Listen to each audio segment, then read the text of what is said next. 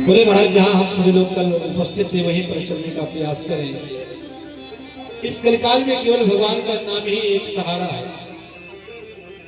कलो केशो कीर्तनाथ, इस कलयुग में केवल भगवान का नाम ही एक आश्रय है, एक नौका है जो उनको भव सागर से पार कर सकते हैं। और मेरा प्रयास है जो थोड़ा बच्चे बैठे हैं तो बैठे रहने दिया जाए, लेकिन शांत चित्त होकर बैठेंगे तो सभी लोग कथा का आनंद लेते रहेंगे। और रही बात भगवान ये कैसे देखा जाता है कि कलयुग में धर्म ही स्वभाव है महाराज। बोले अयम ही युग धर्मो ही वर्तते कस्य दूषणम, इस कलयुग में महाराज केवल दोष ही दोष है। और हम स्वयं को नहीं देखते हैं, दूसरे को दोष को देखने में अपने जीवन को व्यतीत कर देते हैं। वो अच्छा है वो बुरा है, वो सही है वो गलत है, ये सही है ये गलत है, वो अच्छा है वो बुरा है, इसी में अपने जीवन को व्यतीत कर देते हैं, लेकिन अपने जीवन में लक्ष्य को प्राप्त नहीं कर पाते। अनन्यश्चिन्तयन्तो माम् ये जनाः पर्युपासते, हम भगवान का चिंतन नहीं करते हैं, भगवान की कथा नहीं श्रवण करते हैं, उससे शिक्षा नहीं लेते हैं, केवल दूसरे को दोष को देखते रहते हैं। और श्रोता महाराज तीन प्रकार के होते हैं।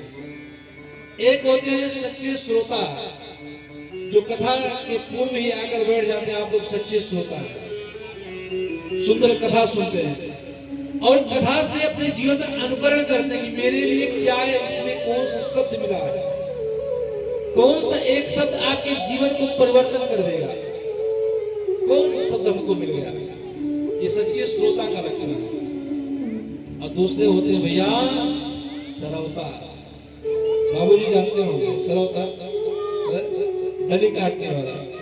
सरवता उसको कहते हैं जो स्वयं न सुनते हैं और न दूसरे को सुनने देते हैं, उसको बोलते हैं सरवता। आएंगे देखेंगे कहेंगे महाराज पांडाल ऐसे नहीं ऐसे होना चाहिए, व्यास जी को इस समय नहीं इस समय बैठना चाहिए था, तुलसी गमला यहाँ नहीं यहाँ होना चाहिए था, केले के थंब लगा ही नहीं है, वेदी कहाँ गई है। वो कथा नहीं सुनने आए हैं, केवल अन्य दोष गुण चिंतन मास उनका, दूसरे को दोष को देखने के लिए उपस्थित है। और तीसरे होते हैं श्रोता, जो किसी से कोई मतलब नहीं है, अपना ठाकुर जी के नाम का चिंतन किए, हल्का भैया धीमा करके, हल्का धीमा चलता रहे, गुनगुनाते रहिए धीरे धीरे। तो सच्चे होते हैं श्रोता। तो श्रोता किसे कहते हैं? जो महाराज किसी से कोई मतलब नहीं है, वो अपना महाराज 3 घंटा आए, बच्चे घर में परेशान कर रहे हैं, चैन के सोए, अपना बोला गया बोलिए बाकी बिहारी लाल की जय, निद्रा खुली प्रसाद दिए और चल बने महाराज। ये होते हैं हमारे जीवन के लक्षण। बोले फिर बोले अयम तु युग धर्मो ही वर्तते कस्य दूषणम, ये आपका दोष नहीं है, ये कलयुग का दोष है। हम लोग कलयुगी प्राणी हैं।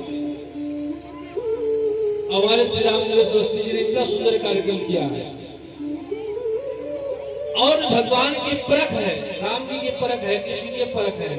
राम कृष्ण दो एक हैं, अंतर नहीं निमेष, इनके नयन गंभीर हैं, उनके चपल विषय। राम जी और कृष्ण में कोई अंतर नहीं है, लेकिन महाराज घर के पास में रह के भी मंदिर के पास तक उपस्थित नहीं होंगे। मंदिर के सामने अगर कहीं आरती हो रही हो तो कहेंगे भैया मेरे पास समय नहीं है। अगर घंटी भी बज रही हो तो महाराज सामने से गाड़ी लेकर निकल जाएंगे। इसीलिए तो हम लोग भटक रहे हैं, एक है ही नहीं। अरे उनकी मंदिर है, उनकी आरती हो रही है, हमसे क्या मतलब है? अरे भगवान उनकी खरीदी हुई थोड़े है, भगवान तो हमके आपके सबके हैं, लेकिन हम लोग उनको बांट रखे हैं।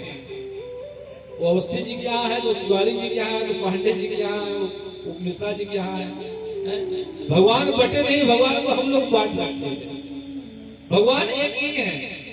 वही बालाजी महाराज जी देखिए रोड पर बैठे हुए बेचारे, हनुमान जी है ना, यहाँ से बड़ी श्रद्धा उमड़ती है, मेहदीपुर बालाजी जाते हैं दर्शन करने के लिए। कितने किलोमीटर दूर? 500,000 किलोमीटर दूर जाते नहीं जाते हैं, और साथ में 5,000 रुपए पॉकेट में भी जेब में भी लेकर जाते हैं। जब खर्चा करके आते हैं तो थोड़ा सुंदर दर्शन होता है, क्योंकि एक सरकारी हॉस्पिटल होता है, एक प्राइवेट हॉस्पिटल होता है। डॉक्टर वही रहते जो सरकारी वाले हैं, लेकिन सरकारी वाले 1 रुपए की पर्ची से 5 दवाई दे देंगे तो महाराज उसकी अहमियत नहीं रहती है। एक अलमारी पर रख दिया जाता है, और जब 5,000 रुपए लगाकर दवाई आती है तो बड़ी उसकी कीमत रहता है। क्यों? क्योंकि उसमें 5,000 रुपए लगा हुआ है, 2 टाइम उनको दवा सुबह शाम खाना है। डॉक्टर वही है जो सरकारी हॉस्पिटल डॉक्टर वही जाके प्राइवेट क्लिनिक में देखते हैं, कोई बाहर से डॉक्टर नहीं आते, लेकिन विश्वास है कि मैं वहां गया था। और लोगों को भी वृत्ति बन गई है, उनको भी आपकी जान जाए उससे परवाह नहीं है, वो अपने क्लिनिक पे बड़ा सुंदर देखेंगे, और सरकारी बैठे रहेंगे कुर्सी पे जिससे सरकार से पैसा लिए रहे हैं। 4 मास्टर प्राइवेट स्कूल में पढ़ाते हैं, पूरे स्कूल को संभालते हैं, और प्राइवेट टीचर जो पढ़ाते हैं बेचारे वो 10 बच्चों को भी नहीं संभाल पाते हैं सही से। क्यों? जितने में एक की सैलरी उसमें 5 बच्चों की सैलरी दी जा रही, 5 मास्टर पढ़ा रहे हैं। वहां सुंदर शिक्षा क्यों हो रहा है? नौकरी हमको सरकारी चाहिए, लेकिन हमारे बच्चे को सरकारी पढ़ना नहीं है, और नौकरी सरकारी चाहिए। बच्चा प्राइवेट पढ़ेगा और नौकरी सरकारी चाहिए, ये है स्वरूप यार। इसलिए कहा गया है, स्वयं कहते हैं अयम तू युग धर्मो ही वर्तते कस्य दूसरम। ये आपका दोष नहीं है, ये युग धर्म का ही है। कलयुग चल रहा है, अभी तो कलयुग केवल प्रारंभ हुआ है, अभी प्रारंभ हुआ है।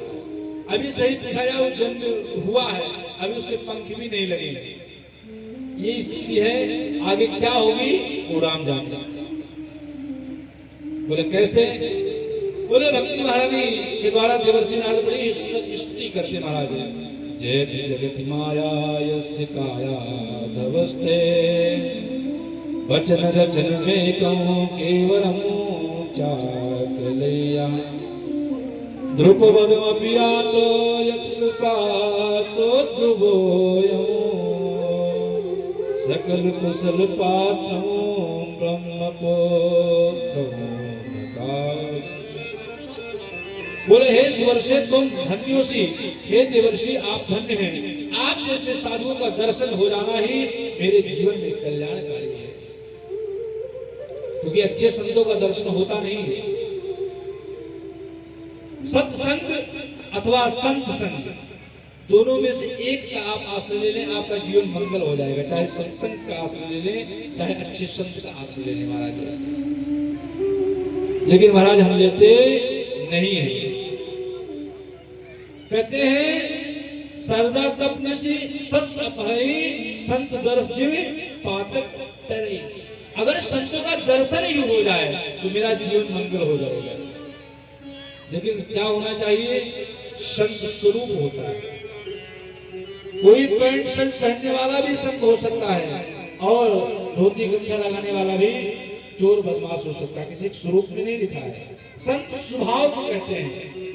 लाल पीला हरा बैगनी कपड़े को संत नहीं कहते हैं। संत किसको कहते हैं? स्वभाव को, जिसके अंदर नम्रता हो, सबके प्रति प्रेम हो, आदर्श हो,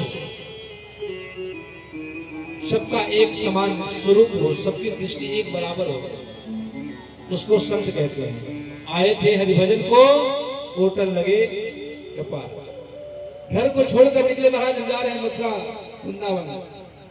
जब घर में हुई खटपट तो चल बाबा के मठ पर। घर में लड़ाई झगड़ा हुआ, आपस में पति पत्नी महाराज लड़े झगड़े, और महाराज बोले हम जा रहे हैं। बोले कहाँ? बोले जा रहे वृंदावन भजन करने, हम आने वाले नहीं है। और जैसे स्टेशन पहुंचे, लखीमपुर क्रॉस किए, लखनऊ पहुंचे, बोले रामू की याद आ रही, तुम्हारी याद नहीं आ रही। रामू की याद आ रही इसलिए मैं आज आ रहा हूं, लेकिन दोबारा ऐसी हरकत करोगी कि मैं आने वाला नहीं हूं। इसको महाराज क्या बोलते हैं? मरकट बैरा। क्या? मरकट बैरा। जैसे बंदर होता है, इस डाली में उस डाली, उस डाली से इस डाली में जाता है, इसी तरह मरकट बैराग नहीं होना चाहिए। हमेशा के लिए ही बैराग होना, जो उसको बोलते हैं संत। संत स्वरूप को बोलते हैं। बोले फिर बोले आपके एक उपदेश से प्रहलाद जी ने माया पर विजय प्राप्त कर ली। श्री ध्रुव जी महाराज ध्रुव पद को प्राप्त किया। मंगल में ब्रह्मपुत्र में आपको नमस्कार करता हूँ। बोले कैसे? देवर्षि नारद कहते हैं, इस श्लोक को बड़े ध्यान से सुनेंगे। मेरा प्रयास रहता है जो मेरा स्वरूप है उपकरण किया हूं राधा रानी की कृपा से, कि एक श्लोक आपको समझ में नहीं आ रहा उससे मतलब नहीं है, लेकिन अगर आपके कर्ण कोणों में जाएगा तो आपका जीवन मंगल में बना रहेगा। इसलिए बड़े ध्यान से सुनेंगे। वृथा खेद से